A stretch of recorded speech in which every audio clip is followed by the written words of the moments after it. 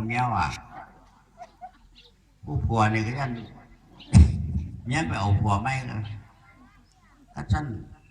เอามาร้องจะซ่อนดูฉันเด้กั้นใจกินโอ้ยาดีอยู่ได้แนวนี้ก็ได้ก็เริ่มกินข้าวมาแต่พุ่นเริ่มมากินข้าวมาแต่มื้อนั้นโอ้ยาซุมื้อนี้มันศักดิ์สิทธิ์แท้ๆเด้เป็นยาดีอ้วนพี่ดีงามมาย้อนขนาดย้อนเข้าถ้วยนะอันนั้นมันสำคัญเติบแนวมื้อน่ะอันละคนเขาวัดยากนะ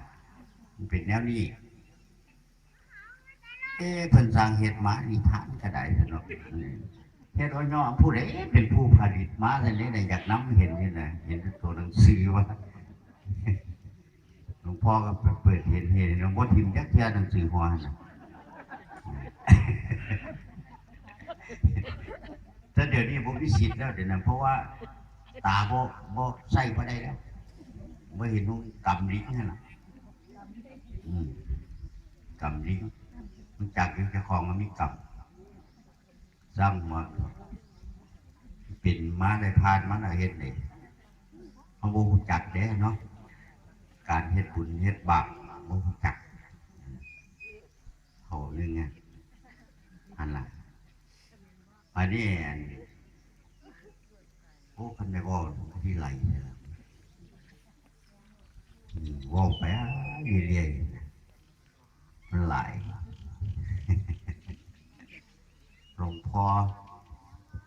สุดท้ายแท้ๆแล้วปัดเนี่ยคือเห็นหลวงพ่อแล้ว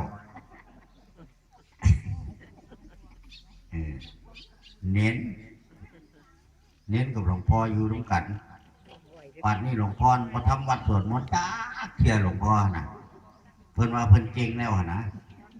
เพิ่นประมาทหลาย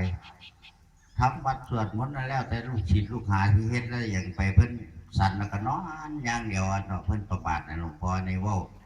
เตียนเจ้าของพร้อมเตียนมูพร้อมมันครับอันเน้นนี่เน้นโอนั่นบรรลุเลยเด้บรรลุแล้วเน้นโอก็เลยอยากร้องหลวงพ่อบ้าหลวงปู่ผมมันก็อยากเหาะได้แท้เหี้ยท่านโอ้อยากเหาะที่ยากยังว่าท่านขึ้นทั้งหลังคาไปว่าท่านหลวงพ่อที่บอกว่าท่านคาถามันนำบ่ยากหรอกว่าท่านเน้นก็ขึ้นทั้งหลังคาศาลาเพื่อนแล้วตั้งขึ้นนะโมขึ้น3 จบว่าท่านตั้งนะโมขึ้น3 จบแล้วพุทธังเหาะธรรมังเหาะสังฆังเหาะเอาเหาะบ้านแนวว่าท่านเหาะไปก็วนไปโลดเอาไว้เน้นนะของเพื่อนบรรลุแล้วเนาะปาดโธ่ฉันได้หลวงพ่อทอคาถากูนี่มันยังขังอยู่เด้วะตอนนี้แทบมันที่ขังจังไรเจ้าของโมเฮ็ดกับเพียเนาะละมาดุนเอาบัดนี้น้อยเอ้ยตาของหลวงพ่อได้บัดเนี่ยวันนี้เพิ่นก็ค้านขึ้นหลังคาเพิ่นเนาะใส่คาถากับพุทธังเหาะทำมังห่อสังขังห่อเนี่ยก็โดดลงโอ้ยต่ำลงใส่ขี้ดินไปแล้วคาถามันโมมีอย่างเด็กน้อยเว้ยโมเฮ็ดตะกี้มันขังอยู่แต่แก่แต่ว่าหักละมันโดดนะบ่ได้ฝึกบ่ได้ซ่อมนะที่จริงมันขังอยู่เขาก็ได้สวดได้ซ่อมเนาะมันก็เลยลุย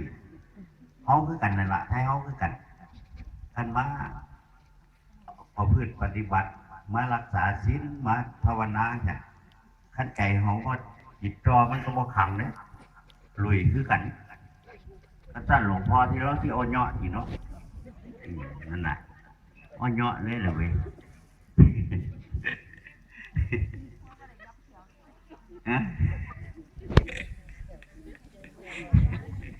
คาถานี่มันมีดิเนี่ยกับพระองค์หนึ่งไปภาวนาอยู่ในถ้ำไปภาวนาอยู่ในถ้ำโอ้ยเขามานี่เรามาบิณฑบาตนี่เราบริญางเนี่ยเราเหาะมาบิณฑบาตทุกมือวันเถอะบาดนี้บังเอิญมือนั้น เมื่อบินธบาตแม่ออกไปตักน้ำย้ำมือเศร้าเราที่อาบน้ำย้ำมือเศร้านะตักน้ำอาบน้ำเราเปลี่ยนผ้าเปลี่ยนอย่างนั้นก็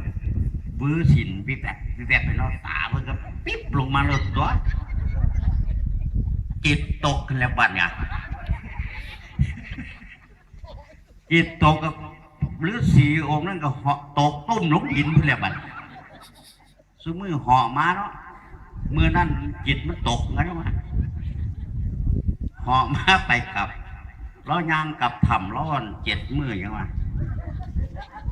เราที่หอดถ่ำแล้ว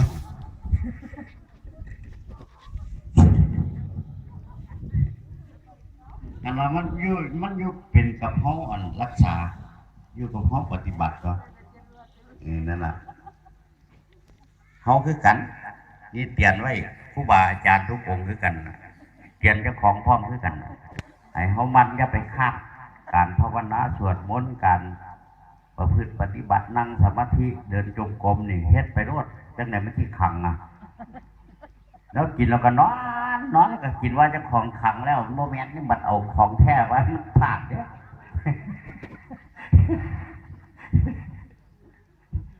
พลาดเอาละทำไหนเนาะโอ้โดนละผู้ใดนี่ก็จะนำไปด้วยบาดเพียฟันเนี่ย16 มกราบาดเพียฟันหลวงพ่อที่ไปอยู่กันประจำอย่างนั้นแล้วปีหน้าก็มานี่จะพ่อเป็นอย่างผู้ใดก็ได้ปีหน้าหลวงพ่อก็ที่มาก็เราโปรโมทก็ที่มาดอกมาหลดแต่ว่าได้ยินข่าวพูดจากมือนะซ้ำกันนี่ละขั้นไปอยู่พุ่นที่หนาวซ้ำใดแล้วเดี๋ยวนี้ก็อยู่น้ำกันนี่เนาะ